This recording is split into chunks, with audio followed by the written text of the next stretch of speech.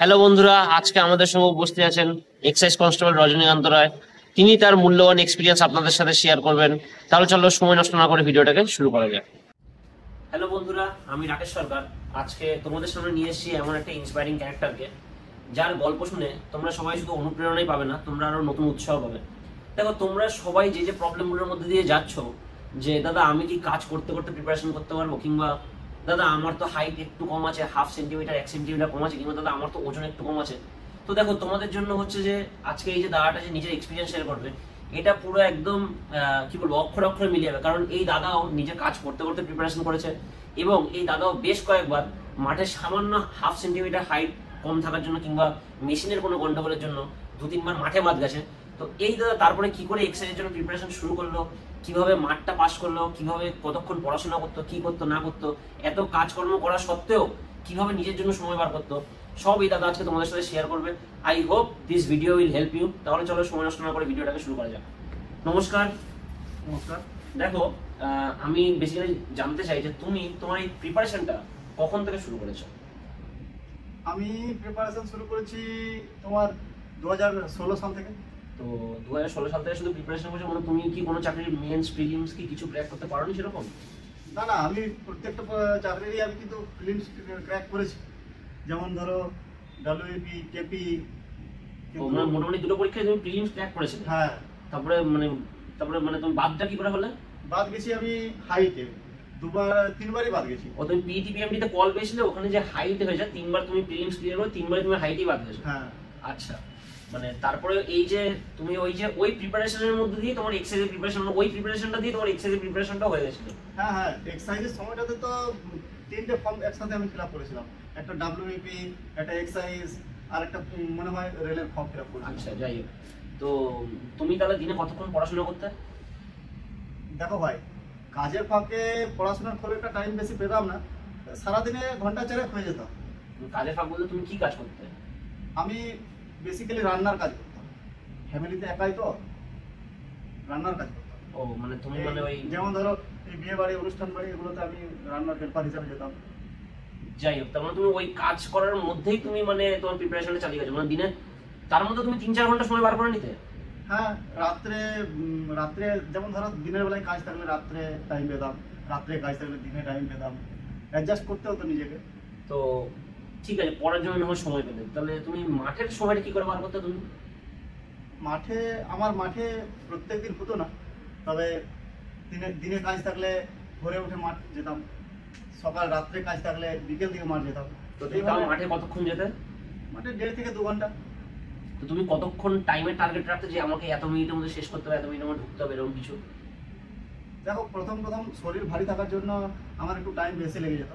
হ্যাঁ, 7 minute 8 minute লেগে যেত, কিন্তু প্র্যাকটিস করে করে ওটাকে আমি মানে 6:30 দাঁড় করেছিলাম। তো তুমি কখনো ভেঙে পড়োনি যে তোমার 2বার 3বার 4বার তুমি প্রত্যেকবার শুধু হাইটেই বাদ চলে যাচ্ছে প্রতিবার?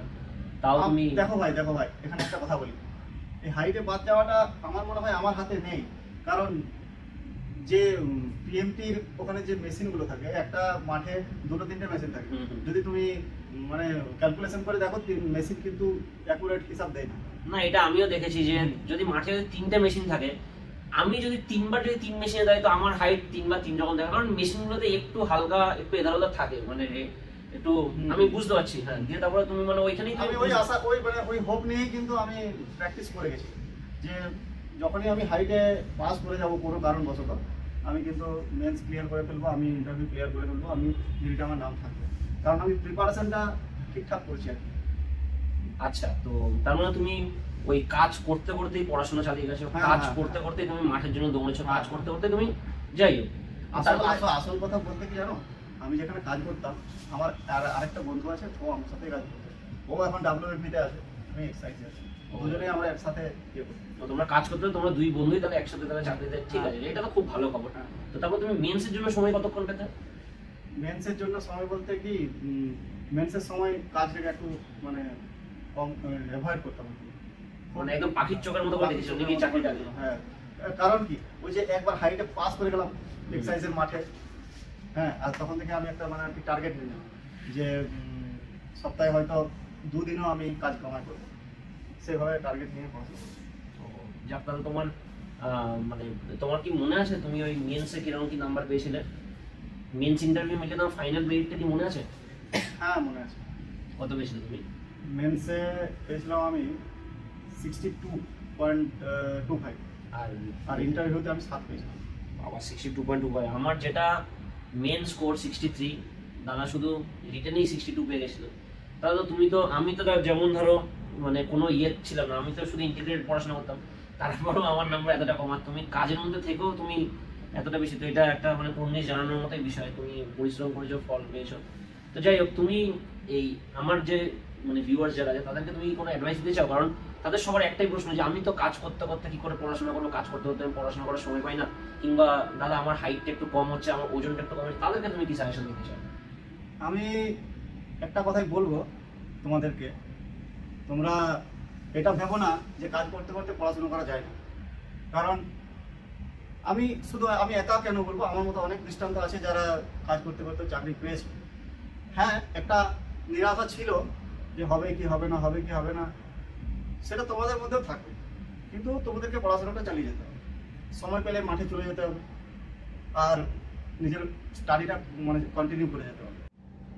তাহলে ধরো এখন তো তুমি ধরো চাকরি বাকরি পেয়ে গেলে, এখন তো একটু ফ্রি মাইন্ডে আছো, তাহলে এখন কি তুমি অবসর সময় তাহলে কি করো তাহলে? এখন অবসর সময়ে মানে এই মাঝে মধ্যে ফোনে ইউটিউবে ফানি ফানি ভিডিও ছাড়ি। তুমি নিজেই বানাও? হ্যাঁ, আমি নিজেই বানাই। তোমার চ্যানেলের নাম কি? আমার নাম রজনীকান্ত। তো আমি আমার চ্যানেলের নাম রেখেছি ম্যাড কান্ত। তাহলে বন্ধুরা তোমরাও সবাই ম্যাড কান্ত চ্যানেলটা সাবস্ক্রাইব করে নিও। ঠিক আছে, থ্যাংক ইউ আমার ভিউয়ারদেরকে সময় দেওয়ার জন্য, আমাকে সময় দেওয়ার জন্য ধন্যবাদ। এই বলে আমরা আমাদের ভিডিও শেষ করছি। Thank you.